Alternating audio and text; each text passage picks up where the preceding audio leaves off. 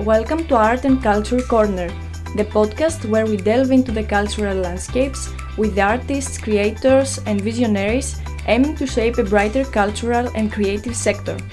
Join us as we dive into their stories, creative processes, and the impact of art on our world. Get ready for inspiring conversations that celebrate the beauty and power of human expression. Sylvia, welcome to our podcast. Feel free to share your thoughts about eco-anxiety. Eco-anxiety is particularly prevalent among young people today. How do you perceive this issue and how do you think your work as an artist can address or alleviate these feelings in younger audiences? I think that eco-anxiety is a problem that particularly affects young people and that is perceived by young people more than anybody else. Because it concerns our future, my future also, because I'm 23 years old, so I am really affected by eco-anxiety. I've always been. But I think it's an experience that, everybody experiences it in some way because it's normal to be scared of the future and the uncertainty about the future and what is coming. And also it's even more scarier when you know that your future is going to be bad and is going to be environmental disasters are going to be more frequent and resource war and other catastrophes are going to be more frequent. So anxiety and frustration is a feeling that young people experience daily. And what makes it worse is also the realization that us as individuals, our contribution to the changing is insignificant because we know how crucial it is to adopt more sustainable lifestyles, but the impact that our action have in this thing is minimal compared to the influence of large pollution corporation and those in power and those who hold real control. So there is no solution that involves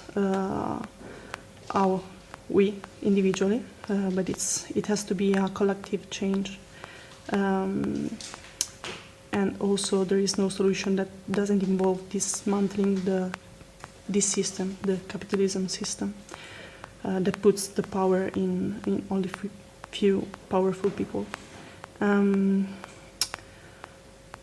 So I think that only together we can truly make a difference. And in this context, art is a powerful tool because it's capable of raising awareness and mobilizing people and fostering knowledge about this, about eco-anxieties and these topics.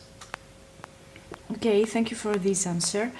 In what ways do you believe the arts can empower young people to take action against environmental challenges and manage their eco-anxiety? Yeah, so as I was just saying, art is a powerful tool capable of raising awareness and mobilizing. What is the word? People. Yeah, and mobilizing people. And it's also an excellent tool for expressing yourself and giving voice to the anxiety without letting it overwhelm you. So it's because it's essential to find a way to release this anxiety to avoid being paralyzed by it.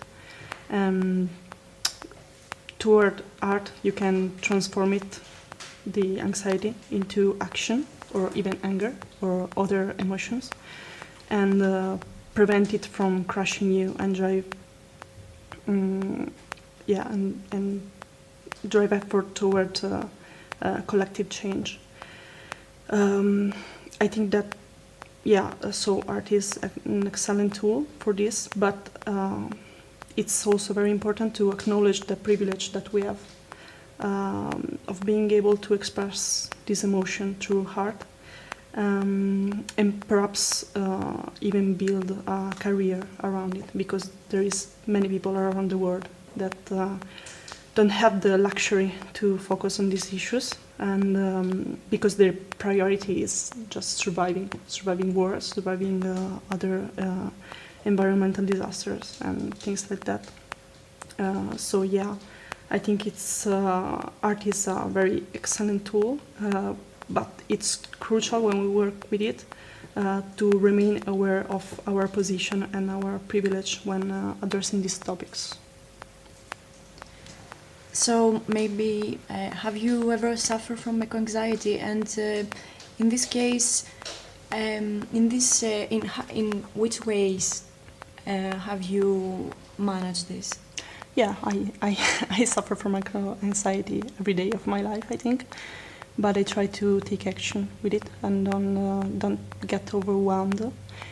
I mean, it's obviously it happens often, but yeah, the way to address it is to take action and do whatever you think it's the best way to take it out of you, and yeah, this is the way to survive it, and a way to change it is to put it in a collective way and don't just individualize it. Yes, of course, I totally agree with you. Thank you for sharing your thoughts with me and participating to this podcast. Thank you for having me.